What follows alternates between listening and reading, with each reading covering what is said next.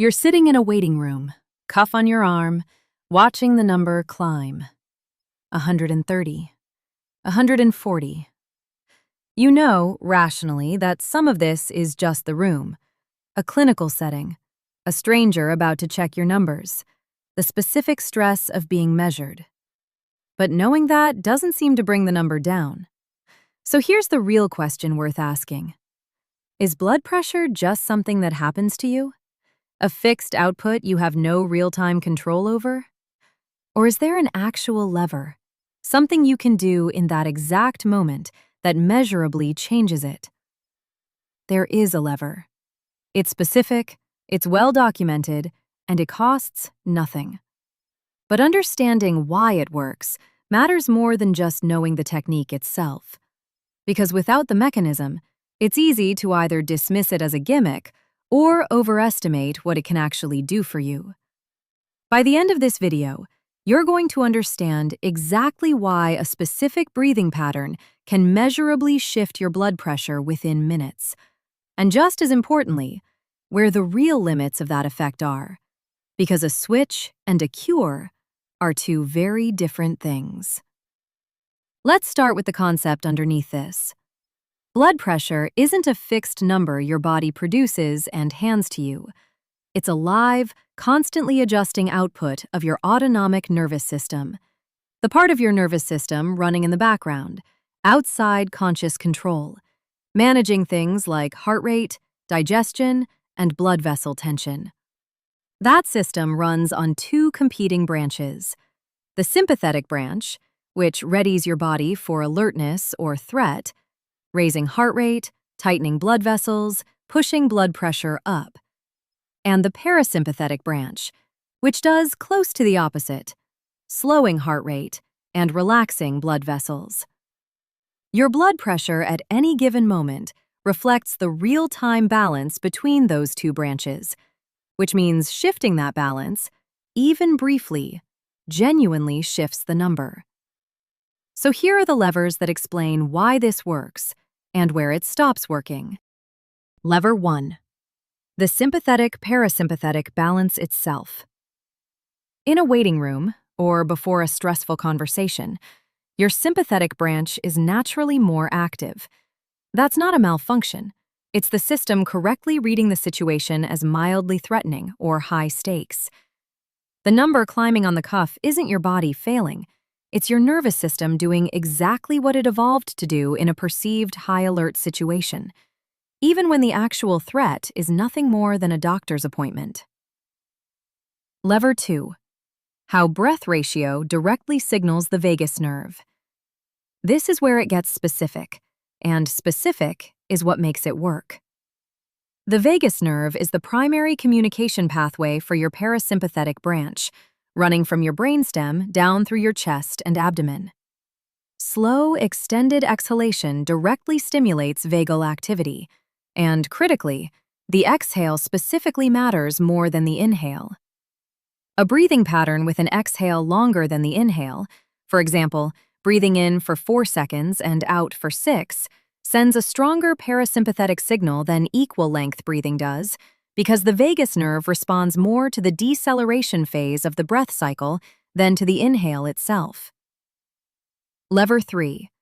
The baroreceptor reflex, and this is the piece almost nobody explains, despite it being the actual reason the exhale length detail matters so specifically.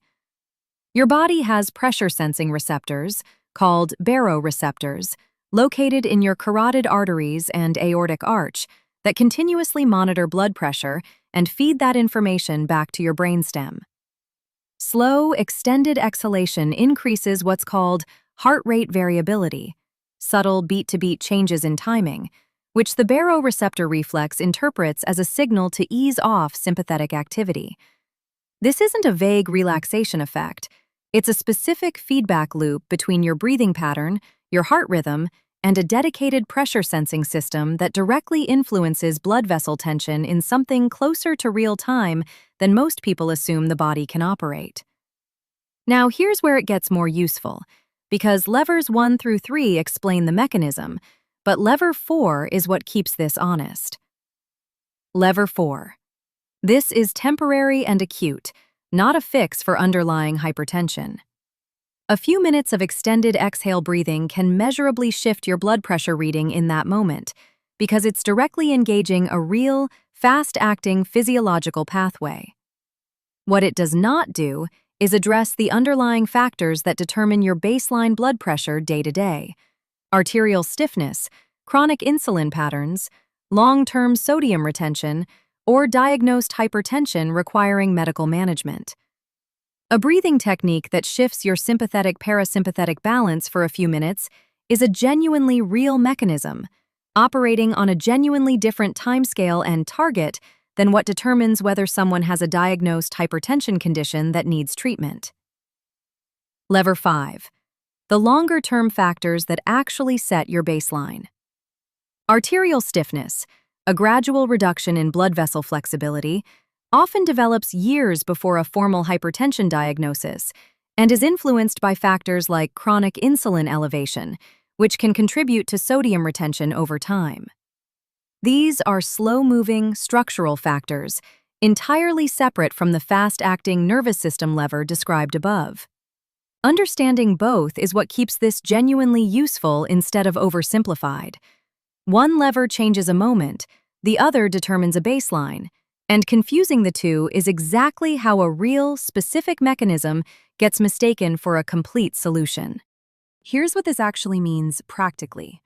The breathing pattern, inhaling for around 4 seconds, exhaling for around 6, is a real, mechanism-backed tool for the specific situation of an acute, stressful moment. A waiting room, a stressful conversation, a momentary spike you'd like to ease in real time. It is genuinely useful for exactly that. It is not a substitute for medical evaluation of your baseline blood pressure, and it is not a reason to adjust, delay, or stop any prescribed blood pressure medication. That decision belongs with a healthcare provider who knows your specific situation, not a breathing pattern learned from a video. This distinction matters enough to say directly: if you experience a severe headache, chest pain, shortness of breath, sudden vision changes, or confusion alongside a high blood pressure reading, that's a potential hypertensive emergency, and the appropriate response is immediate medical care, not a breathing exercise, and not this video.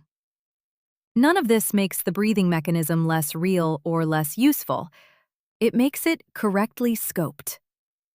A genuinely fast-acting nervous system lever, used for what it's actually good at, is more valuable than an overstated claim that inevitably disappoints, or, worse, gets used as a substitute for care it was never meant to replace. So here's the honest summary. Your blood pressure reflects a live, real-time balance between your sympathetic and parasympathetic nervous system branches. Extended exhale breathing, inhaling around 4 seconds, exhaling around 6, directly stimulates the vagus nerve and engages the baroreceptor reflex, genuinely shifting that balance within minutes. This is a real, specific, mechanism-backed effect for acute, temporary situations.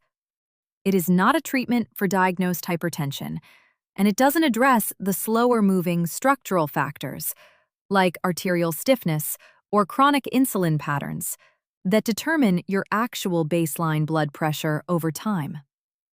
This is worth naming directly, because it's the whole point of this video. Your nervous system genuinely has a switch you can access in real time. Understanding why it works, the vagus nerve, the baroreceptor reflex, the specific exhale to inhale ratio, is what separates a real tool from a vague wellness platitude. But a switch changes a moment. It doesn't rewrite a baseline, and it was never meant to. A note before we close. This video describes a general physiological mechanism and is for educational purposes only, not medical advice. If you have diagnosed hypertension, are on blood pressure medication, or have any cardiovascular condition, Talk to a healthcare provider about your specific situation before relying on any technique described here. And never adjust, delay, or stop medication based on this or any video. If you experience symptoms of a hypertensive emergency, severe headache, chest pain, shortness of breath, vision changes, or confusion, seek immediate medical care.